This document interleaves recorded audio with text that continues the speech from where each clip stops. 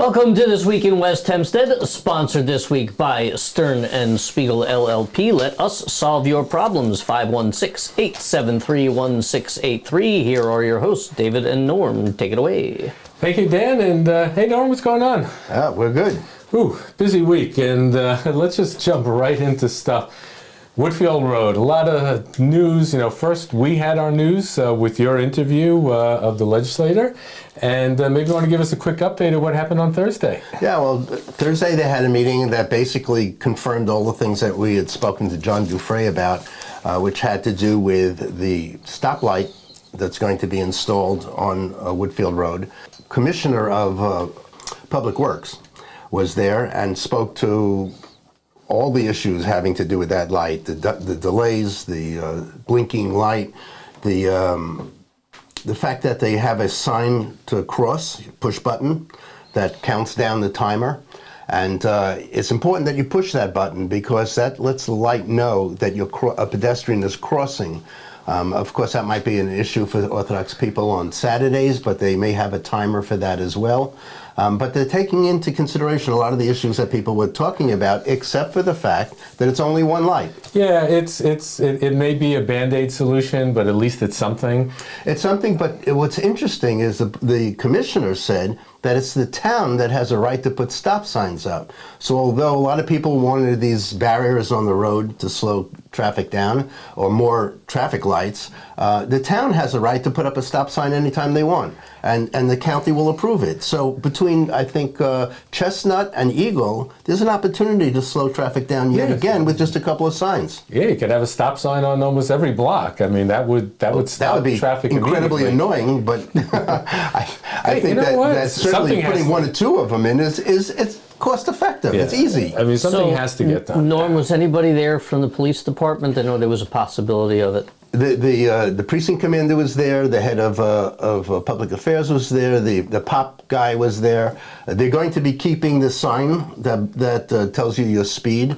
That'll be rotated between a couple of different locations, but that will come and go. And so that, in addition to the light, and in addition to painting on the road itself, the speed limit, will be some of the things that we'll see if it has an impact. Well, until they have permanent speed cameras that actually can issue tickets, I think it's all, again, just Band-Aid solution. So that's an interesting thing. The police commander says that they have tripled the rate of tickets that they're giving. Typically, they give out about 200, 250 a year. They gave out 250 already, and it's just April. Wow. So they're expecting to triple the amount of coverage that they have for speeders there. They get it. They understand what's going on here. Like we'll see if it's effective. Just heading south to Malvern between, Woodfield and then going down Ocean and all the speed traps. It's, you know what? It's a good thing. And we did an interesting experiment, didn't we, David? We drove down Woodfield Road with a camera running precisely at the speed limit. Took us something like 10 minutes in the middle of the day to get from down at Lakeview Avenue over there up to Hempstead Turnpike. So it can be done. It's not that much time if you just follow the speed laws. Just follow speed laws. Meanwhile, while we were driving, there was a car right up my bumper, who couldn't wait to get around me. There was another car who went around and up the curve who was trying to get around someone else. It was beautiful. Whatever. It's the speeders that are the problem, and the people are complaining that in the middle of the night you got guys without mufflers screaming down Woodfield Road and waking people up. Honestly, I'm over in the presidential section. I can hear those guys. I can hear the cars revving. It's a raceway. There's no roads like that. It literally does sound like a raceway. It's. Oh boy, so... and I'm only going to complain a little bit that, by the way, we broke that story with John Dufresne, and certain other news outlets also picked this up. Come to West Hempstead Echo. We have the stories first. Yeah, let's not go there. Thank you. We do have all the information that you need about West Hempstead in one location, and that's really the reason why we exist. So turning our attention to Stop and Shop, just, the trial is ongoing, nothing new yet until they adjourn. There was one quote from one of the people in the store, one of the managers, and she was shot. And, the quote really struck me. She said something along the lines of, I just don't want to die at Stop and Shop. And, I feel that way every week. Yeah, and it's slightly humorous, but it's like, someone lives their life, they do everything by the book, and they're a hardworking person. Next thing you know, you gotta, This is the world we live in now. There's a lot of attention for that story, and we'll stay on top of it. And we did talk to John Giuffre about this as well. If you haven't listened to the second half of the interview, go ahead and listen, because we did talk to him about crime and crime prevention and the cops and the rest of it. And it's good to know that the people in the legislature are hopefully listening. Yeah. Garbage, sanitation, the 6th Sanitary District, and really, they always continue to do an amazing job in the community. So there was an interview that Echo did this week. How did that go, Norm? We talked trash for about 20 minutes. He's a great guy. We spoke to the superintendent of District 6.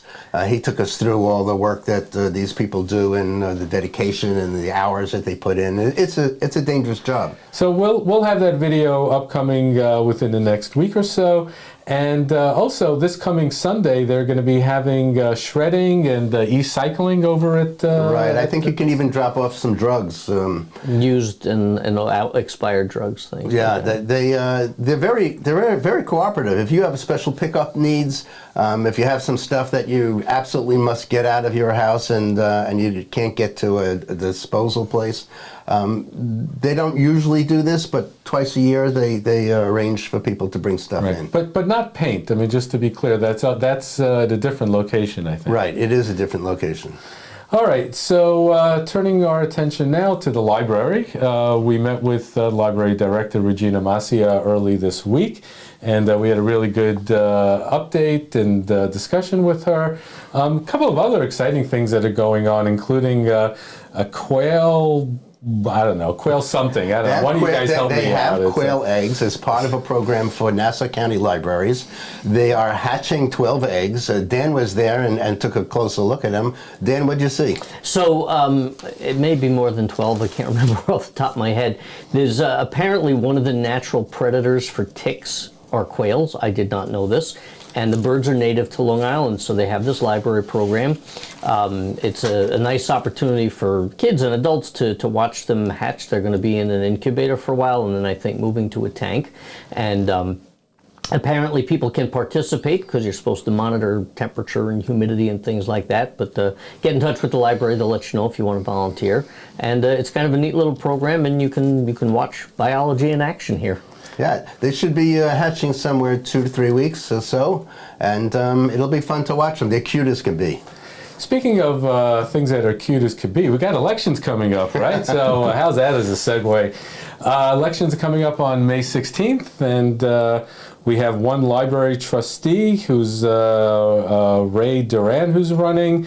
On one of the school board seats, there's 2 people running, Joseph Megarasi and Barry Leon, and then on the other seat we have David Lazar. Yep. And Thomas Sargent. And what's interesting in all of this is just the fact that Thomas Sargent is my neighbor. So and a great guy. So yeah, the 2 propositions as well, right? There are 2 propositions. There's the school budget, and that's always a fun time in West Hempstead. Yeah. And speaking of that, we'll be talking with the head of the school board, Karen Brom, and Joel Press on Wednesday, and talk to them about the school board budget and what's going on, and we'll be carrying that for you very soon.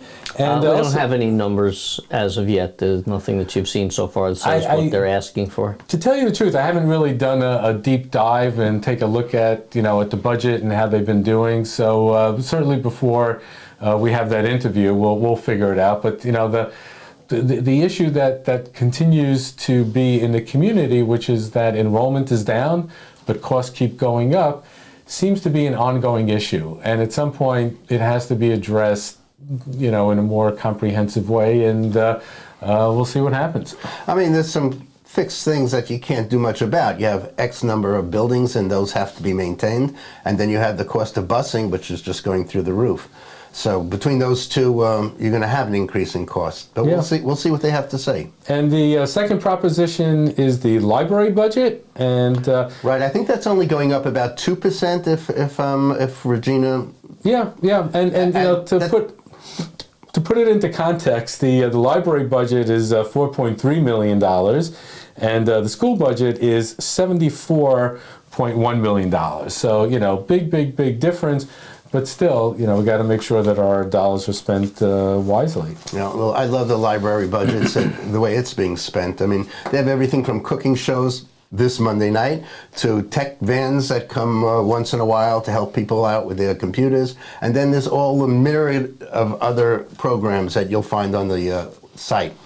And so if you go to westhempsteadecho.com, you'll see a tribute to Helen Duryea, who's longtime resident. Her father is one of the founding people in West Hempstead. She's celebrated her 95th birthday at the Venus Restaurant. And if you go to our site... Happy birthday indeed. Happy birthday, Helen. And if you go to our site, you'll see some pictures and you'll see a bio about Helen. It's really an amazing person. And, there is a Duryea Terrace, I think, and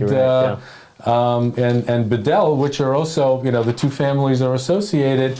Just a great story. And I think if I heard that right, they're dedicating a bench in front of Reester's that's going to get put in at some point. Great. So a nice honor for Helen, who certainly earns it. Absolutely. So that'll wrap it up for This Week in West Hempstead. Thank you, Dan. Thank you, Norm. And join us next week.